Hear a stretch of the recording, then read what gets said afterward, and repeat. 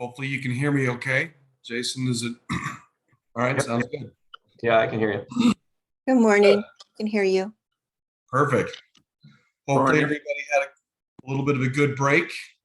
We had a little bit of mixture of warm weather, and we also had a mixture of a little bit of cloudiness and some rain. So hopefully everyone benefited from that. So glad to be here today.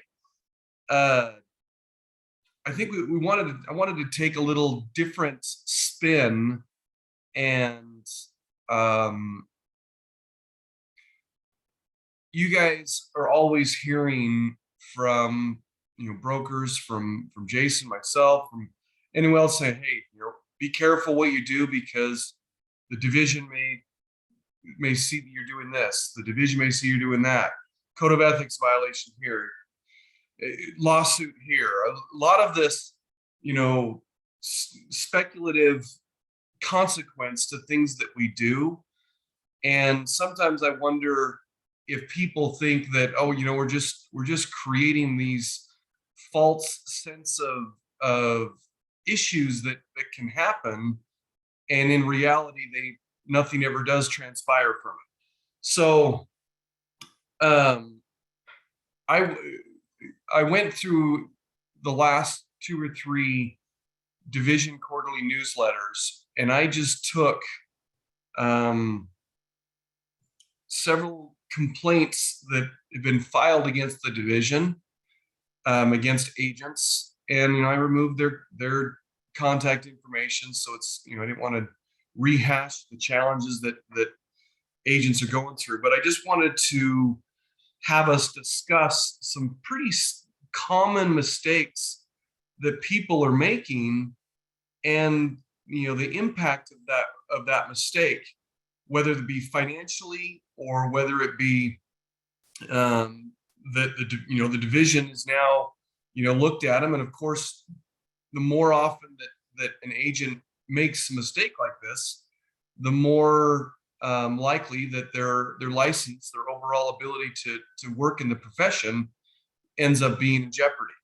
So I'm going to share my screen so we can go over a couple of these consequences and kind of see what they did, show the division rule violation that it applies to it. And again, I think the majority of these, everyone on this call, myself included at some point, could say that, yeah, I've done that. And so just to make sure that we're not the ones that are filing with it, because oftentimes we're doing things. I hear this all the time. An agent will we'll reach out to the agent and we'll say, hey, we noticed that you did X. We noticed that you did Y. And we give them instruction on a better way that they should do something. And they say, well, I've always done it this way, and it's never been a problem. Okay, well, it's never been a problem because they've A, never been caught, or B, they have been caught numerous times, but nobody ever took the initiative to either file a complaint or whatnot. So the fact that it's been done for a while, I sit back and I'm like, that's kind of a lame answer. I mean, I'm not trying to associate this with anybody that might live at the point of the mountain, but there's a lot of people that live at the point of the mountain that could say, I did this for a while and it worked for me. All it took was the one time, and finally it didn't, and now they have a new address that they're living at. So I think it's mindful that we know our job, we know what we're supposed to be doing, and so let me just share some of this information with you so you can see that everything we're talking about, there is a reason behind it. Let's see here. All right, Jason, are you able to see what I pulled up? Yeah, I've got it. Okay. All right. Yeah. Okay. So I've got just a list of several things that have come up here and tried to tried to organize it in a way that's a little bit easier to read. But the one thing about the quarterly newsletter, they will list the name of the agent that's there. And I remove that because I'm not here trying to point out agents' mistakes specifically. I'm just trying to point out what the mistake was, not the agent that did it. And a couple of these things that we're going to go over, you're going to see the exact same mistake being made, but yet the fine ends up being different. And so, you look at it, somebody look like, well, that's not the big deal, I'll take the risk. Well, then all of a sudden the next one comes into play. And obviously the more often that somebody is caught doing something, so they're kind of a repeat offender, then the fines are going to be a lot more substantial and the overall consequences are going to be a lot more substantial. So let's just come out of the gate. Let's just start reading on this. So in a stipulated order dated March 16th, 2022, the agent admits that they failed to enter into a written agency agreement with their clients and failed to obtain written informed consent when representing more than one party in a transaction. These actions are violations of Utah law administrative, and the agent agreed to a civil penalty of $3,000 and to complete 3 hours of a continuing education in addition to the continuing education required for their next license renewal. So their next license renewal, it's 18 hours that would be required. So now they've got an additional 3 hours that they have to put on top of that for 21 hours of continuing ed, but then 3 hours or $3,000 as a penalty. So we look at it real briefly, just like the agent did not get a buyer broker or listing agreement signed before they entered into the agreement. And they did not get a limited agency agreement signed when representing both the buyer and the seller. So here are the two administrative rules that complied against. R162-2F401. And I know that you love hearing that type of language. And no, I do not have this stuff memorized. I have to go look it up and find it. But it's there. Define the scope of an individual agency by executing a written agency agreement between the individual and individual's principal, including. Now, it goes on to break it down even more. The next one is obtaining a written acknowledgement from each the party affirming that the party understands that the licensee will act as a neutral capacity to advance the interests of each party. So, and there's others that can be selected for this, but very simple. We've got to have a listing agreement or a buyer broker agreement signed. And we need to have a limited agency agreement signed if we are going to enter into those agreements. And those also must be, I couldn't find where it is, but there's another administrative rule that says that it has to be done prior to entering into any written contract. So prior to entering into a REPC, you've got to have agency defined. So pretty simple, basic that we all know. But please, if there's any questions that anyone has about that, let's talk about it. Rob, one thing on this one that I've seen, just kind of going through some buyer brokers for agents, is when there's two people that are on the REPC, so maybe two people, partners that are on the REPC, but only one person signed the buyer broker agreement. And so we need to look at those buyer broker agreements, make sure everybody who's on the contract is being represented and identified there, because that's one I see a lot happen. Yeah, so what this is talking about are all the people that are defined. Yes, we ask as a company if you're working together as a partnership, kind of 2 or 3 agents that you work hand in hand with, and they're going to be involved with working with the client. Let's get all their names on the buyer broker agreement or the listing agreement. So there is no question in the client's eyes who is the agents that they're going to be working with.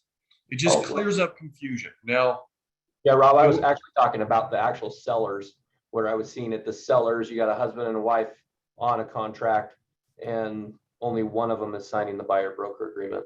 Oh, yes. Okay. That's Sorry, I where misunderstood that way. So yeah, that's a completely different challenge. Yes, if the buyer or broker agreement only has, say, the husband's name on the buyer broker, but yet on the contract, it's going to be the husband and wife on the contract, then yes, that would be a violation right there. And we need to get the wife's name on that buyer broker agreement before we enter into that that contract. The other thing that I also notice is, and this actually happened just a month or so ago, an agent had been working with a buyer for a pretty extended period of time, on and off. Well, they finally went under contract, and they basically were close to closing on the deal, and a lot of things happened, and they realized that the agent never got an updated buyer broker agreement because the one that they initially used had expired, and they had written several contracts with that particular client without a current buyer broker agreement. And we're going to see some other things that are coming up with that. So yeah, thanks for bringing that up, Jason. That's spot on. Okay. Next, we'll read through these a little bit quicker, kind of highlighting stuff because some of it is pretty much the same thing. So this is a little bit different one, and I know that all of us are, can be guilty of this, or have done it, or we often you'll call Jason or myself asking about whether you should enter into an agreement or if somebody else entered into an agreement. So in a stipulated order on May 18th, the agent admits that they entered into a concurrent agency representation when they knew, and I love this is how it's written in the code, that they knew or they should have known that their principal had an existing agency representation agreement with another licensee.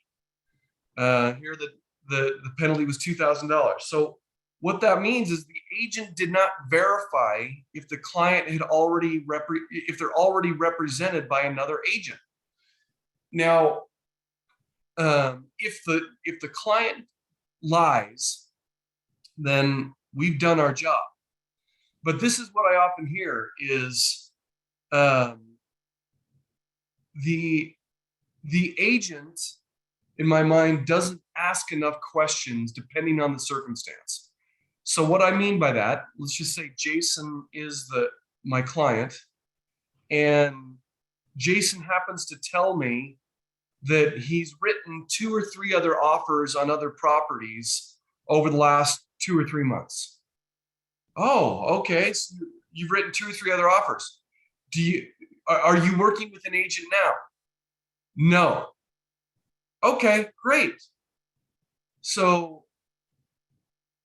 all I ask, are you working with an agent in that situation? And I don't back it up with any additional questions. Well, they say no, they're not working with an agent. Okay, well, do I ask any additional questions? Well, Jason, did you ever sign a buyer broker agreement when you worked with those agents? No, I never signed anything. Right there, I'm finding that's a little odd. Okay, so you've written 2 or 3 other offers on other properties, and not once were you ever asked to sign a buyer broker agreement? Is that correct? And so some agents, almost like they don't want to know the answer because they can say, hey, well, I asked, and they didn't tell me all the details. Versus if Jason calls me up, hey, you know what, I got your name out of the phone book and I'd like to work with you. That's great. Before we get started, just have a couple of questions with you. Have you started looking at any homes? No, I haven't. Have you signed any paperwork? Are you working with any other agent? No, I have not. Okay.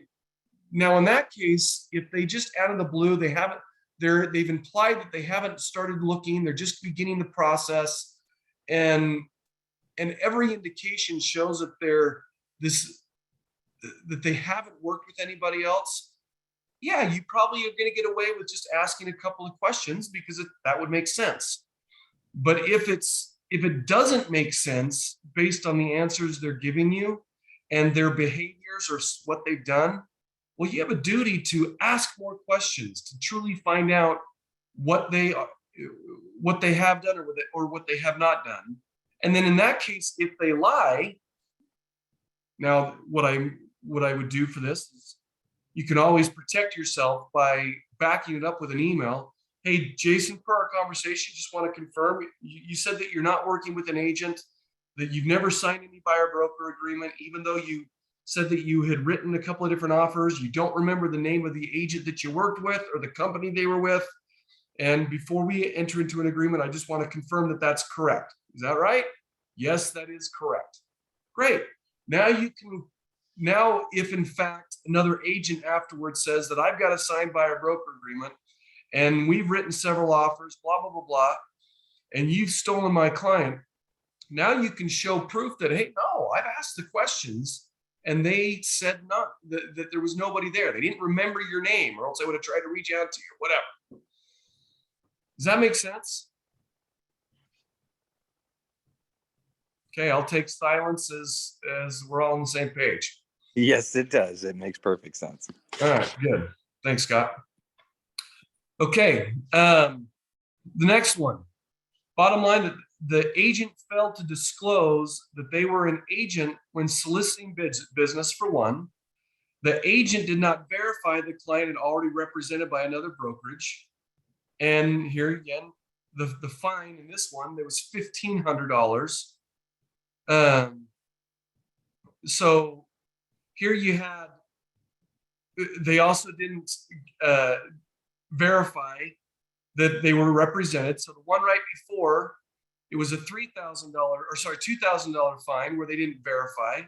This one also didn't verify that a prior agency relationship existed, and the agent didn't disclose that they were also a licensed agent.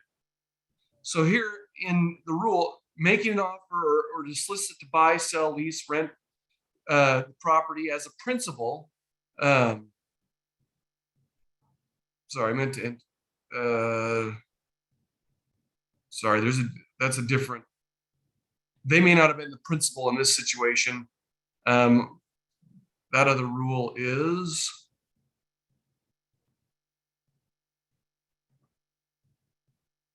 principal.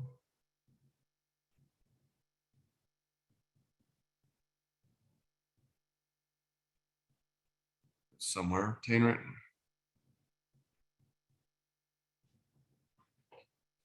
You see it? Obtain written acknowledgement from each party affirming that the party understands. Neutral, define the scope of the division. Anyway, it's somewhere here. I put the wrong one in. Where they don't just have to be the principal in the transaction. If you are a licensed agent, so let's see. When you reach out and contact a seller, if asked, you got to disclose in that initial contact that you are a licensed agent. We get a lot of people that are making phone calls, they're soliciting business, and they just say, hey, yeah, my name's Rob, and I'm just calling about your home that's for sale. And they never disclose that they're an agent that is calling. And that can't be done. So if I'm prospecting and hey, yeah, this is Rob calling from Century 21 Everest calling about your home that's for sale. You've got to disclose the company that you're from and that you're a licensee. So make sure that you're getting that taken care of. Did somebody have a question? Nope. Okay. All right. First entry in. Okay, so the next one, the agent failed to get a buyer broker agreement signed. We've gone over that one. The agent failed to be truthful in their advertising by advertising a lower price. here's interesting. So the home was advertised on the MLS for say $300,000. And then they go and advertise it somewhere else saying the price is now 285. Now it may have been a mistake that the seller agreed to lower the price, but they go and advertise on their social media, hey, check out my listing. It just had a price reduction from 300 to 285, but yet it's still advertised on the MLS at 300. So the rule is advertise or offer to sell or lease the property at a lower price than that listed without the written consent of the seller or the lessor. So the other thing that happens is on a negotiation, you'll have agents that will say, yes, my seller will sell for that lower price. Well, do you have it agreed in writing that you can make that statement? So again, be very cautious of that. Make sure that we're truthful in everything that's being done. So here, this penalty was $3,000 and 6 hours of a continuing education in addition to their 18 that they'll have to get renewed. They also continued to advertise the property for sale after the listing had expired. So now they're advertising a property where they didn't have a listing agreement to market it and sell the property. So that's the other thing, is making sure that when our listing does expire, or we sell the property, this is very common. We sell the property, we go remove our sign, but yet we never update on the MLS that the property is sold. And it's continuing to be marketed as under contract. Heck, we've even had some agents that never changed the status from active to under contract because they want to continue to get phone calls on properties and stuff like that. So making sure that we're painting a clear picture. Okay, here's one where the agent represented clients in numerous transactions at times when their real estate license was inactive or expired. I hate to say it, but last week alone, I had 3 agents that called me that said, hey, Rob, I'm so sorry. I totally spaced it, but my license is expired. Oh, really? How long ago? One of them said back in January, it's been expired. One of them said back in April, it's been expired. And then another one just a month and a half ago. So all during that time, every one of those agents have continued to work with clients. And here's an idea what that violation equated to. I mean, they continue to advertise their team, as well as they failed to advertise the name of their brokerage. They got an $8,000 penalty and then 6 hours of continuing education in addition to it. So those are huge. That can add up very quickly. Make sure that your license is active when you're working with these. Let's see. Here's one that was, oh yeah. And Jason, this kind of talks a little bit about what you said, but a little bit in reverse order. So let's read this one. In a stipulated order, January 19, 2022, the agent admitted that they obtained only the husband's signature on a listing agreement, despite knowing that the seller's wife was co-owner of the property. The property went under contract without the wife signing the purchase contract. And when the wife learned of the pending sale of the property, the wife refused to sign either the listing agreement or the purchase contract, which then caused the sale to fail, and the buyer sued.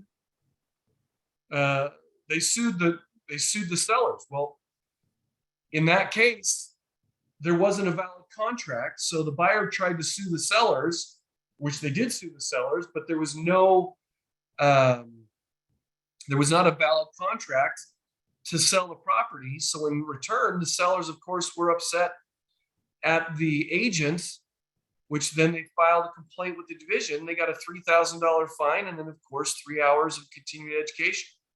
So, I mean, that's a big deal. We come across this all the time where we don't have both agents on the listing or buyer broker agreements.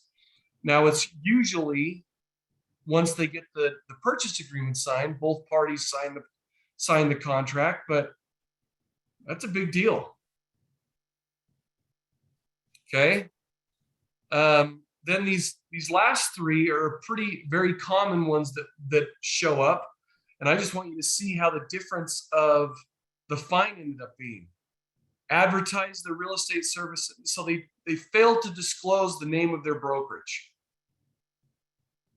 First one got $150 fine.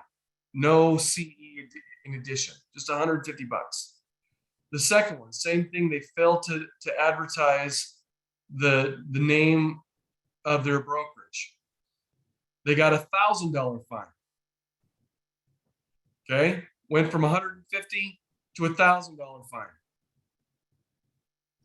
Okay, then the last one, they didn't disclose the name of the brokerage, and they maintained on. Then they also had a website, or they had social media ads that did not disclose the name of their brokerage, or they may disclose only a portion of something. So, for example, I'm seeing on a lot of agents, their email will say C21. Well, C21 is not the name of the brokerage in which you're affiliated. That's just the franchise title. That would be a violation. Or they put on their social media ad, Rob Oakey with C21. The name you have to have is either Century 21, C21 Everest, Century 21 Everest. You could put Century 21 Everest Realty Group, which is what our DBA is. But Century 21 Everest is the name that is advertised with the division. So on all of your advertising, whether that be social media, your email that gets sent out, if it's being distributed for notifications, that's what needs to be addressed. And so in this case, they were fined $650 and 3 hours of continuing education. So really, three very similar issues with three separate consequences. So who knows what the consequence is going to be. Then I just wanted to come down to this last part, because this is something that agents are unaware of, but this caught my eye when I was looking through several of the rules and regulations. So this administrative rule says that an agent must timely inform their licensee's principal broker or branch broker or real estate transactions in which the licensee is involved as agent or principal. The licensee has received funds on behalf of the principal broker, or an offer has been written. So that says that you as the agent has to keep me informed as to any transaction that is going on, and how our company has established the way that you keep us informed is by using .loop or whatever transaction management system we were to use. You use .loop. Not only you upload the files into .loop, which is the first step, but then you've got to submit that for review. Because if you do not submit it for review, we don't know that you've actually created a transaction. So please make sure that if you're doing that, because if you don't, then again, that's something that you could be found in violation for not informing me as the broker of the business that's there. And I see this happen, like a lot of agents will, once the file's all complete, they finally just upload everything. Cannot do that. You got to do it in a timely manner. That's not timely. Now, if the deal closed 2 days after it went under contract and you just got the buyer broker signed 2 days ago, okay, that might be considered timely, but that's generally not the situation. So just be mindful of taking care of that.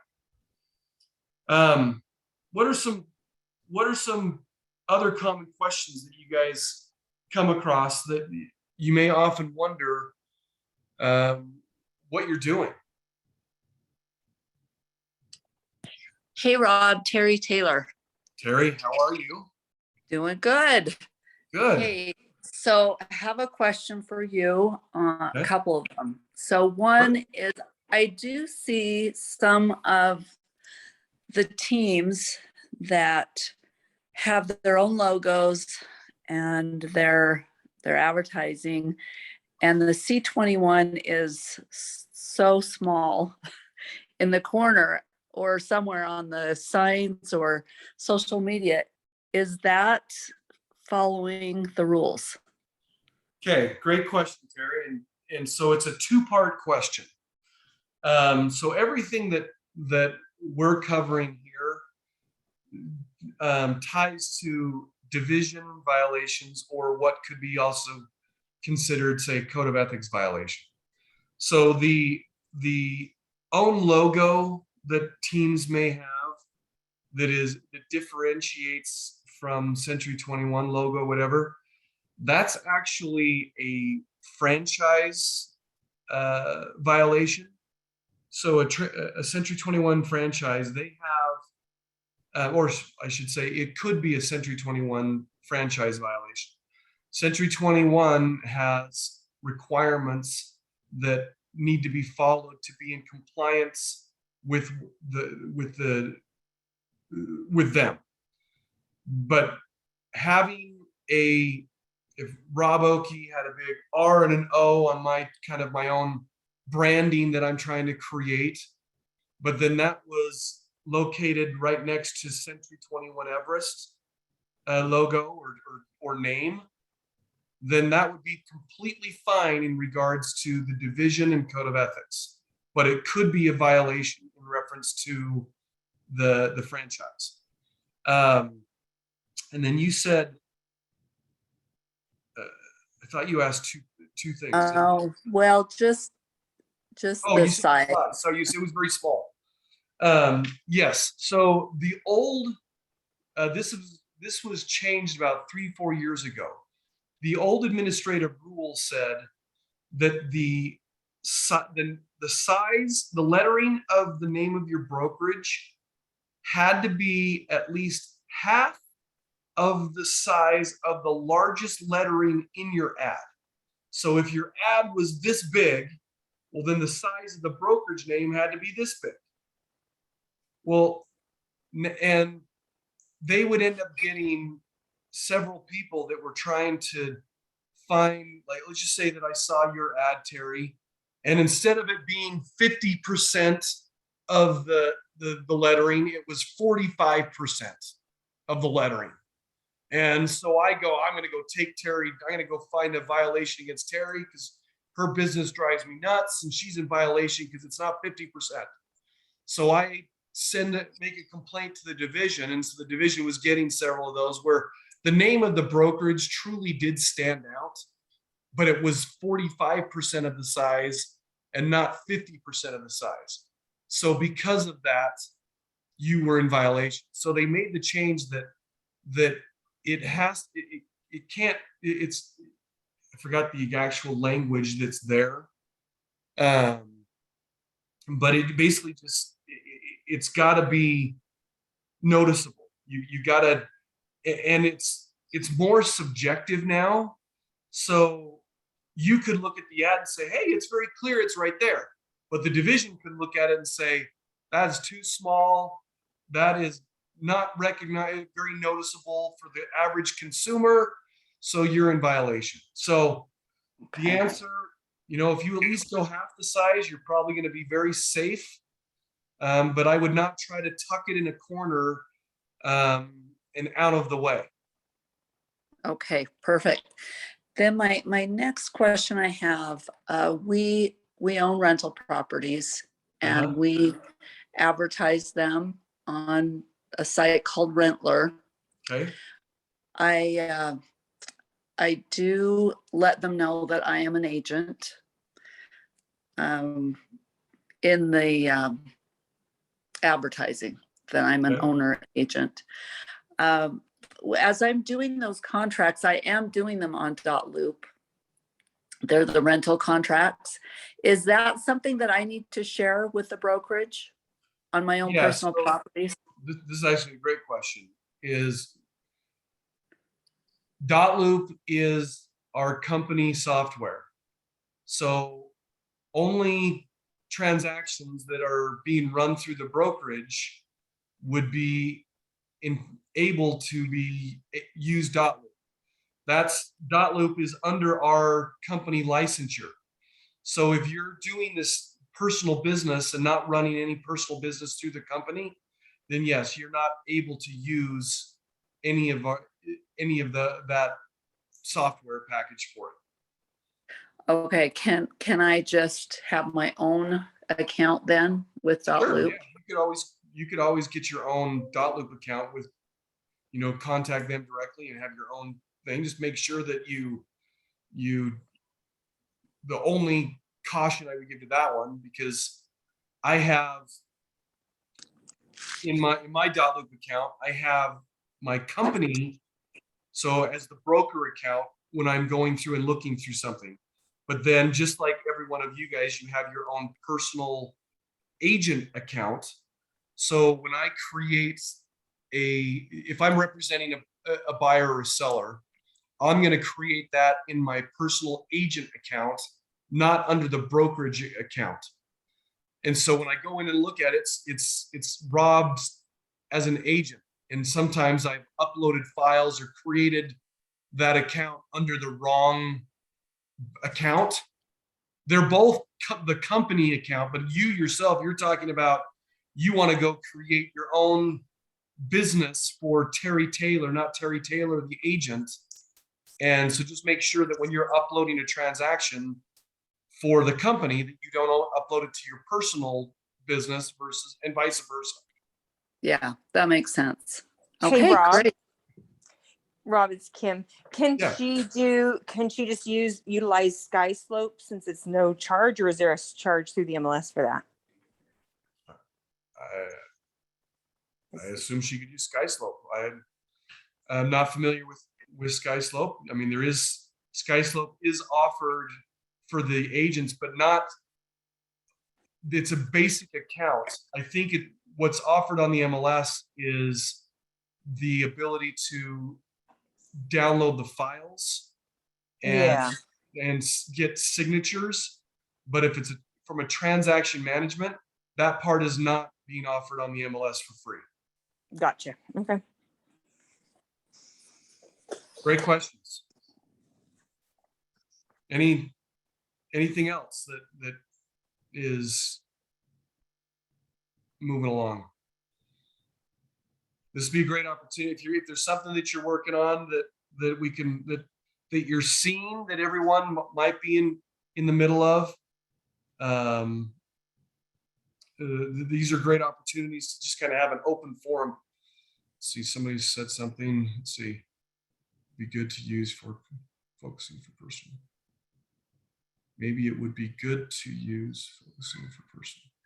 Keith, I'm not sure I understood your question. Oh, I was just saying that maybe using DocuSign, because then you could totally separate it out, and DocuSign's pretty easy for her personal transactions. But is for the lease stuff. DocuSign, is that a transaction management software too, or just signatures? I don't know. I've just used it years ago in the past for signatures, but I didn't know if you're looking for transaction management, that's different, I guess. I don't know. Okay, I see what you're saying. So yes, if you're just looking for a software package to just get electronic signatures, then yeah, I mean, DocuSign would work. But if you try to do it kind of all inclusive, then SkySlope or Loop would fulfill that. Hey, Rob. Yeah. I do want to ask, so are you saying, as far as transactions go, you say we submit it to Loop and that's how you're notified that there's a transaction. You don't want to know until it's under contract, right? Do you want to know, like, if we have a buyer broker? I mean, should you be identified then? Right when you get a buyer broker assigned, and of course, whatever, their first document, submit that for review. Okay. Because we need to know if we have a client. And then in that case, if you've also got the buyer broker, if there's something that's done incorrectly, I can't tell you how many buyer brokers, like an agent will use a buyer broker agreement that they're used to using the one, say, on the MLS, or they use ours, and they fill out that buyer broker agreement or listing agreement, and it expired on the exact same day that they took it. Yeah, because they did the wrong date. Well, they think that they don't read the top part, and it says the contract enters in on this date and it expires on this date. Well, they think that it's saying that it enters in on this date when in reality it said it expired on that date. So they'll mix things up. The one on the MLS doesn't have an effective date. It just says it expires on this date. And they think that is saying that it is entered in on this date. So they take the listing for today's date, and at 5 p.m. that listing or buyer broker has expired. So if you were to submit that to us early on, then we could say, hey, Keith, we noticed that your buyer broker's expired the same day you took it. You might want to get an addendum getting this changed, versus now you're kind of under contract, or you've been working with them for several months, and now your client is getting frustrated and they're looking for a reason to be able to work with somebody else. And all they come to find out, you don't even have a valid buyer broker agreement, and there's no chance they're going to sign an extension. You just lost a client. Okay. So yeah, get that, submit that to us as soon as you can. So Rob, All this is Jeanette. I have a question. Yeah. So say we have a buyer broker agreement and we've submitted that, or a listing agreement, we've submitted that, and we're working on an offer, but the offer actually never goes under contract.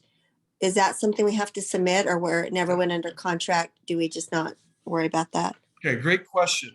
It's actually twofold. So then this is an actual division administrative rule that people may not be aware of. You don't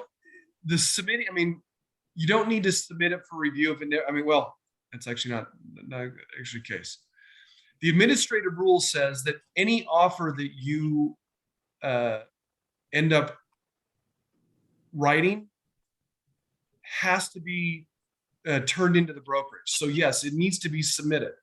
Now you could also put a note afterwards, say, hey, the offer it was never accepted, and then just give us the update. Great, it's good. But many times agents never keep those. They never turn any of these unaccepted offers to us, and they don't keep the unaccepted offers. So when if I'm working with a buyer, now you know that every transaction we create a new loop for. So let's say that I have a buyer and we go under contract on one deal, it cancels, and when I write a new offer, some agents think, oh, I'm going to put that new offer under the same loop because it's the same buyer. No, the loops are created property specific. So if I'm working with a buyer and we go under contract and that deal cancels, I'm going to cancel out that loop and I'm going to start a new loop with the next offer that we go under contract. Yes, you're going to have to copy your buyer broker from the one loop over to the new loop, but it's two separate loops. Now, the only difference here would be in what Jeanette's talking about. Let's say the same thing. I have a buyer and we've written 5 offers and none of them have been accepted. Well, on that, I'm going to keep that under my first loop because nothing's got under contract. So I'm going to have the folder offer number 1, offer number 2, offer number 3, offer number 4. And I might even condense them, hide all of the paperwork that's there. And finally, offer number 6 goes under contract. That's going to be under contract. And I can archive all the other files that never went under contract on that same loop. But once it goes under contract, if it cancels, I'm going to create a new loop for that. But all those offers that I have written, those are uploaded into .loop. And yeah, there's nothing to submit for review at that point until it goes under contract, outside of the initial buyer docs that were first asking. You get a buyer, just submit that part for review, but the offer itself, don't worry about submitting it until it goes under contract. Thank And you. Julie, that's why she loves working with TC. So helpful to make sure my docs are complete and communicated to everyone properly. Thanks for that prop. Absolutely, Julie. That's part of their job, making sure that things are updated, getting signatures. The TCs are, man, it can be so much smoother working with them in your business. So you can focus on getting new business rather than focusing on trying to maintain the business. Thank you. Anyone else? Any other questions you guys may have?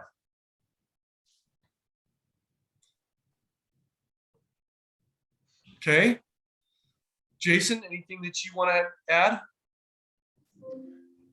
No, I think you covered it pretty good. I think that one of the reasons we kind of bring up these violations, I mean, I don't know if you guys go into the newsletter every quarter and kind of read through these violations, but the reality is at some point in our career, we're flirting with some of these, of not doing some of these, not necessarily intentionally, but it's easy to get things mixed up, especially with the contracts, not getting the right dates on them, or they expire and you continue working through them.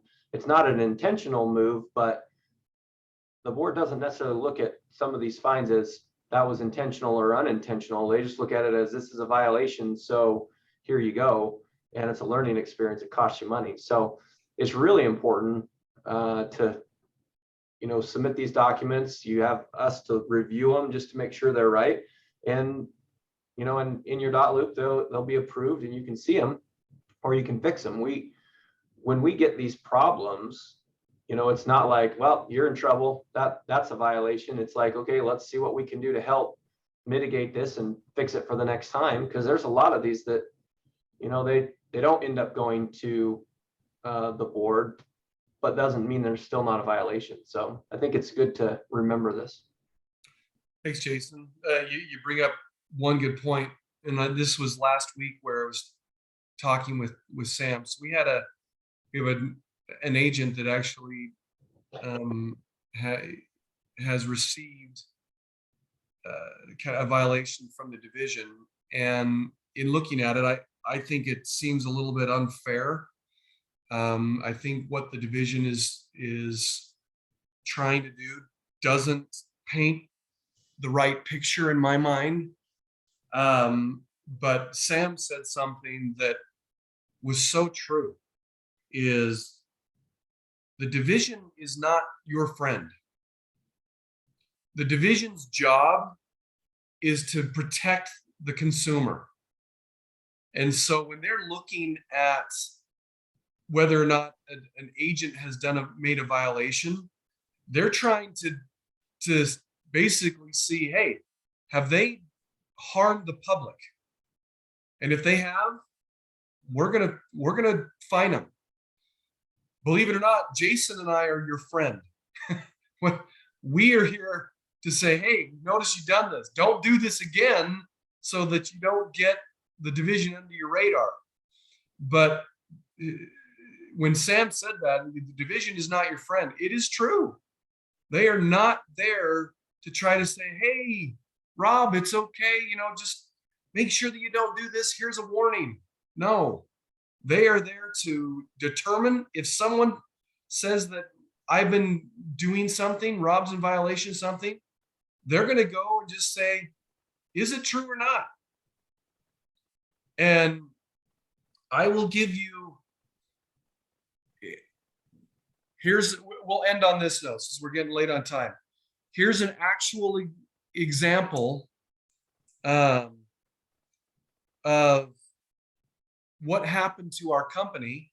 This is many years ago. My heavens, this is probably 10, 12 years ago, something like that.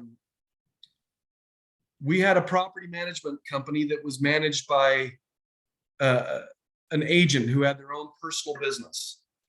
And I'm not going to bring up the agent's name. They've actually passed away, so I'm not here to say any trash on them, but they were going through some personal challenges at the time. And make a long story short, they were stealing money out of the property management trust account. And we found out about it. And immediately when we found out about it, we went to the division and made the division aware of it. And I want to say it was somewhere $30,000 to $40,000 that had been stolen out of the trust account. And we said, we wrote a check to make it right, to make it whole. And we thought that that would be all that, you know, the division would basically say, okay, great. You as the brokerage is doing everything that you're supposed to be doing. You've made the public whole. And of course, we're gonna go after the agent and it'll be done. That's not what the division was doing. We did have an investigator, fortunately, at the time, and unfortunately, they also got in a car accident and passed on as well. They were very, very helpful and good to be in their role, but they were they understood both sides of the business. But at the time, the division wanted to take the license. This time it was George was the principal broker. They felt that he should have had earlier knowledge or should have been on top of it sooner. And they wanted to take his license. They were ready to revoke his license to practice real estate. And once we became aware of it, we are the ones that made them aware. We're the ones that said, we've already written the check and made it whole.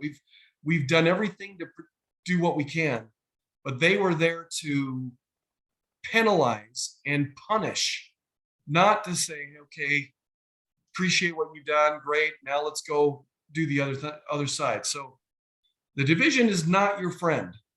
And so please understand that when Jason and I are going and trying to fix behavior, it's because we're trying to protect your license and the company and my license at the same time. So on that note, hopefully you found this stuff helpful and you can see that these things are real. And anything else we can do, please let us know. Oh, glad everyone's on the phone right now. Going forward, I should have began with this. Starting next Tuesday, we're going to be shifting this to a new time. And the reason for it is from the company's perspective, we are really trying to go back to fundamentals of protecting our prospecting time. That 8:30 to 11 o'clock hour is very, very sacred to make sure that you're using that time to prospect. So we have decided from the company that any meetings and trainings that we have are no longer going to be occurring during those hours, so that you can be using that time to focus on prospecting. So starting next Tuesday, I believe, isn't that right, Jason? Yeah. Next August 1st. Is that next week? Whatever Tuesday is. August 2nd. August 2nd. We're going to start. This call will still be on Tuesday, but it's going to be at 11 o'clock. So 11 o'clock is when we're going to have this starting at that time and going forward. So please tell anyone else, in the upcoming week that is going to now transfer. And the text message that'll go out, it'll say that as well. But we know that might be people on this call that are not on today. They're going to sign in at 9 o'clock next week, and it's not going to be at that time. So 11 o'clock next week and going forward is when this call will be occurring. So there's a conflict with that, Rob, with what's coaching. That? The coaching is at 11 o'clock. ESS coaching, the group call. So from my understanding, everything is supposed to be changing. So if there's a coaching call, I'll reach out to Judy. Judy and let's make sure that that's the case. And if in fact there's if there is that coaching call that is occurring, then we'll find a new time. We're not going to do away with this call. We'll Good. Okay. we'll find another time that will make it work. So Thank you. yeah, thanks for letting me know. And if that's the case, we'll find another time for this one so we don't conflict with anything. So Perfect. all right, thanks guys. Thank you. Appreciate Thank it. you. Have a nice Tuesday.